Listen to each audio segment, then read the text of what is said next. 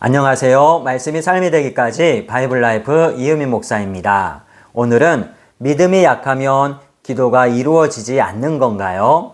어떻게 하면 믿음이 강해지나요? 라는 질문입니다. 믿음이 뭘까요? 히브리서 11장 1절 말씀을 보면은 믿음은 바라는 것들의 실상이요 보이지 않는 것의 증거라고 정의하고 있습니다. 그런데 여기서 오해를 많이 합니다. 믿음을 원하는 것이 있으면 강력하게 바라는 것, 보이지 않지만 보이는 것처럼 확신을 하는 것이다 라고 생각하면 안 됩니다. 이는 성경이 말하는 믿음과 거리가 멉니다. 믿음을 어떻게 이해하고 있느냐에 따라서 우리들의 신앙의 모양이 달라집니다. 따라서 믿음에 대한 바른 이해가 필요합니다. 믿음에 대한 오해가 있다라고 했지요. 그 첫째가 믿음은 나의 의지다 라는 오해입니다. 사도행전 16장 31절 말씀을 보면은 이르되 주 예수를 믿으라 그리하면 너와 내 집이 구원을 받으리라 하고 라는 말씀이 있습니다.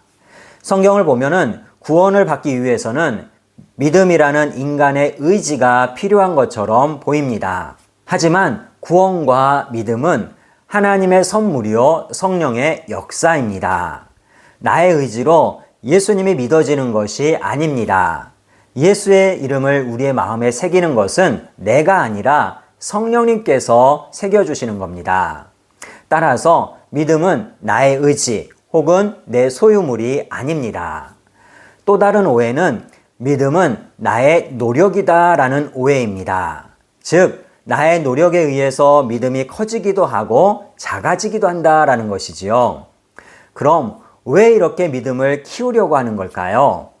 그것을 가만히 살펴보면 하나님과 협상을 하기 위해서 그리합니다.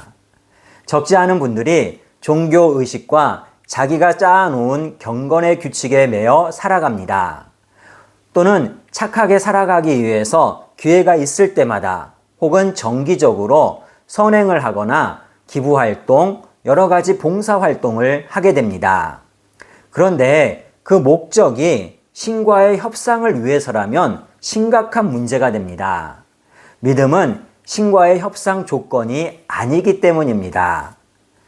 하나님께서 우리에게 믿음을 주신 데는 그만한 이유가 있습니다. 크게 보면 구원이지요. 죄로 인해 망한 우리를 살려주시고 영원히 살게 하신 겁니다. 그런데 성경을 보면은 계속해서 믿음을 요구하시는 것 같습니다. 왜냐하면 구원받은 자로 사는 것이 중요하기 때문에 그렇습니다. 따라서 믿음을 요구하시는 것은 믿음이 하나님과의 교제 수단이기 때문에 그렇습니다. 구원은 하나님과의 인격적인 관계의 회복인과 동시에 하나님과의 영원한 교제를 말하는 겁니다. 마태복음 7장 구하라, 찾으라, 두드리라. 누가복음 11장 밤중에 떡 3덩어리를 구하기 위해서 찾아온 친구의 비유. 누가복음 18장 과부와 불의한 재판관의 비유가 있지요. 이 비유들은 자신의 요구가 관철될 때까지 포기하지 말고 끝까지 떼쓰라는 것이 아닙니다. 이 비유들의 핵심은 따로 있습니다. 하나님은 떼쓰고 귀찮게 해야지만이 들어주는 친구나 이 불의한 재판관이 아니라는 겁니다. 하다못해 악한 너희도 자녀가 무언가를 달라고 했을 때는 좋은 것을 주지 않겠느냐라고 하시지요. 그럼 독생자를 십자가에 내어주신 하나님은 어찌하시겠느냐라는 겁니다. 정리하면 믿음으로 독생자를 내어주신 하나님과 인격적이고 풍성한 교제를 누리라는 겁니다. 또한 믿음은 참 자유와 평강의 수단입니다. 앞서 히브리서 11장 믿음의 정의에 대해서 함께 나누었지요. 히브리서 11장에 믿음의 선진들이 그렇게 바라고 보기 원했던 것이 무엇인가요? 바로 예수요 하나님의 나라입니다. 그래서 세상의 부귀 영화를 포기하고 때론 모진 핍박과 고난까지도 감내할 수 있었습니다. 중요한 것은 누군가의 눈에는 비참하게 보일 수도 있습니다. 하지만 믿음의 선진들은 믿음으로 예수와 하나님 나라를 바라보며 참 평안과 자유를 누렸다라는 것입니다. 따라서 나의 믿음으로 하나님을 부리려고 하는 것은 다른 우상 숭배와 다를 바가 하나도 없습니다. 진정한 믿음, 그리고 믿음의 증거는 하나님의 영광입니다. 나의 뜻이 아니라 하나님의 뜻이 이루어지는 것이지요. 바울에게는 육체의 가시가 있었습니다. 굉장히 고통스럽고 불편한 육신의 질병이었지요. 그럼 바울이 믿음이 약해서 고침받지 못했을까요? 아닙니다. 하나님께 3번이나 간구를 했지만 하나님께서는 내 은혜가 너에게 족하다라고 응답하십니다. 즉, 육체의 가시가 바울에게 있는 것이 하나님의 뜻이라는 것이지요. 그리고 바울은 육체의 가시로 인해서 그리스도의 능력이 내 안에 머물렀다라고 고백을 합니다. 죽은 나사로는 어떤가요? 이미 죽었기 때문에 살려달라는 요청도 못합니다. 그리고 나사로의 동생이었던 마르다와 마리아도 살려달라고 요청하지 않았습니다. 하지만 예수님께서는 나사로를 살려주시지요. 왜인가요? 하나님의 영광을 드러내서 무리로 하여금 예수님을 믿게 하려고 했던 것입니다. 믿음 이전에 하나님의 뜻, 하나님의 영광이 먼저입니다. 또 다른 믿음의 증거는 나의 뜻의 성취가 아니라 말씀이 삶이 되는 것입니다. 믿음의 선진들은 믿음으로 순종했습니다. 하나님의 뜻을 따른 것이지요. 그 믿음으로 살고 그 믿음으로 죽었습니다. 야고보 사도는 행함이 없는 믿음은 죽은 믿음이라고 분명하게 말합니다.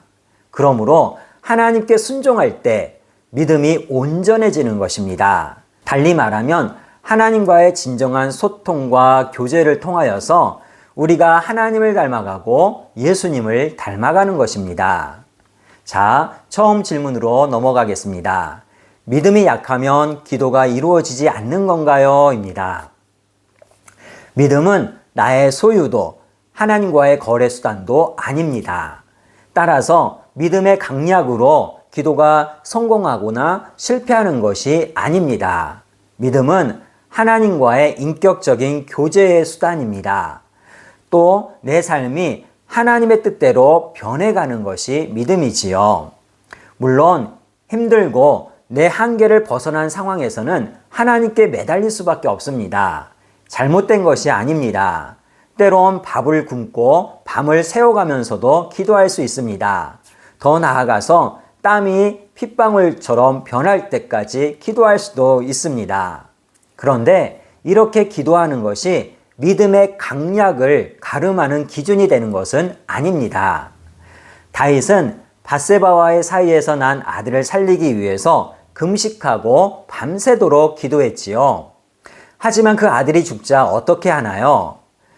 하나님의 뜻을 인정합니다. 그리고 의관을 정죄하고 하나님의 전에 들어가서 경배합니다. 그 후에 돌아와서 식사를 하게 되지요. 예수님은 또 어떻습니까? 예수님은 감람산에서 사력을 다해서 기도하셨습니다. 예수님 또한 하나님의 뜻에 따라서 십자가를 지러 가시는 거죠. 믿음의 기도는 하나님의 뜻을 파악하고 하나님의 뜻에 순종하는 것입니다. 넘어가서 어떻게 하면 믿음이 강해지나요? 입니다.